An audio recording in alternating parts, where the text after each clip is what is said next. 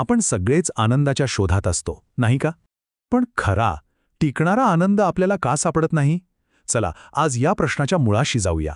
आणि यासाठी आपल्याला मार्गदर्शन करणार आहेत संत तुकाराम महाराज.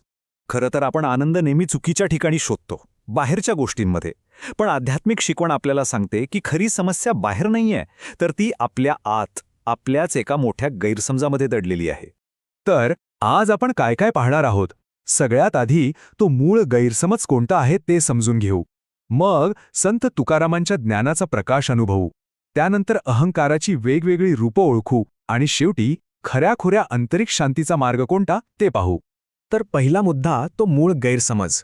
असं समजा की आपण सगळे एका मोठ्या भ्रमात जगतोय, आपली खरी ओळखच विसरून गेलोय आणि आपल्या सगळ्या दुःखांची सुरुवात बरोबर इथेच होते. आपण काय मानतो? मी म्हणजे हे शरीर. हा विश्वास इतका पक्का असतो की आपली ओळख या तात्पुरत्या गोष्टींशी जोडली जाते. आपलं रूप, आपली बुद्धी, आपलं घर, गाडी, आणि इथेच अहंकाराचं मूळ धरलं जातं.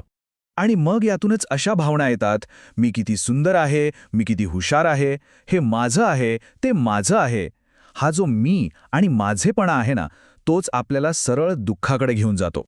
पण या भ्रमाच्या अंधारातच संत तुकाराम आपल्याला एक वेगळा, एक शक्तिशाली दृष्टिकोन देतात.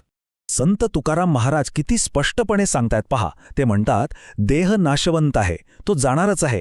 काळ आपलं आयुष्य खातोय, त्यामुळे सावध राहा. म्हणजे ज्या देहावर आपण इतका गर्व करतो तो तर टिकणारच नाहीये. मग अशा क्षणभंगूर गोष्टीचा अभिमान बाळगला तर शेवटी दुःखच पदरात पडणार. म्हणजे फरक अगदी स्पष्ट आहे. आपण भ्रमात जगतो की शरीर कायमचं आहे, पण वास्तव हे आहे की ते नाशवंत आहे. आपण तात्पुरत्या गोष्टीलाच कायमचं समजण्याची मोठी चूक करतो. आता हा जो देह अहंकार आहे तो नेमका कसा काम करतो हे जरा खोलात जाऊन समजून घेऊया. कारण त्याचीही वेगवेगळी रूपं आहेत. कीर्तनांमध्ये सांगतात की अहंकार एकाच प्रकारचा नसतो, तो बहुरूपी आहे. एक असतो जो बाहेरून सहज दिसतो, तो म्हणजे बाह्य अहंकार. दुसरा असतो आपल्या विचारांशी निगडीत, तो आंतरिक अहंकार. आणि तिसरा असतो सगळ्यात फसवा, तो म्हणजे सूक्ष्म किंवा आध्यात्मिक अहंकार. हे बघा, बाह्य अहंकार म्हणजे मी श्रीमंत आहे, मी मोठा आहे. आंतरिक अहंकार म्हणजे मी जे म्हणतो तेच बरोबर. पण सगळ्यात धोकादायक आहे सूक्ष्म अहंकार. मी इतरांपेक्षा जास्त साधना करतो, मी जास्त आध्यात्मिक आहे. हा अभिमान घालवणं सगळ्यात कठीण असतं. ठीक आहे. मग आता प्रश्न येतो की जर शरीराशी आणि या अहंकाराशी एकरूप होणं हीच समस्या असेल तर यातून सुटण्याचा मार्ग काय? हा मार्ग आहे आतमध्ये प्रवास करण्याचा, स्वतःला प्रश्न विचारण्याचा. याची सुरुवात होते मी शरीर आहे ह्या भावनेपासून दूर होण्याने. हळूहळू शरीराच्या इच्छा, आकांक्षांकडे फक्त साक्षी भावनेने पाहायचं. आणि मग एक वेळ अशी येते की तो खोटा मी पूर्णपणे विरघळून जातो. मग जेव्हा हा खोटा मी जातो तेव्हा मागे काय उरतं?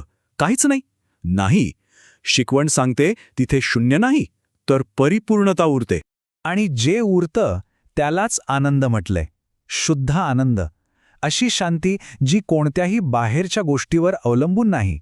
कारण तेच आपलं खरं स्वरूप आहे. तोच खरा आनंद, तीच खरी शांती. आणि हे सगळं आपल्याला एका शेवटच्या पण सगळ्यात महत्त्वाच्या प्रश्नावर आणून ठेवतं. जरा विचार करा, जर आपण हे शरीर नाही, सतत विचार करणारं मन नाही आणि हा मिमी करणारा अहंकारही नाही, मग आपण आहोत तरी कोण?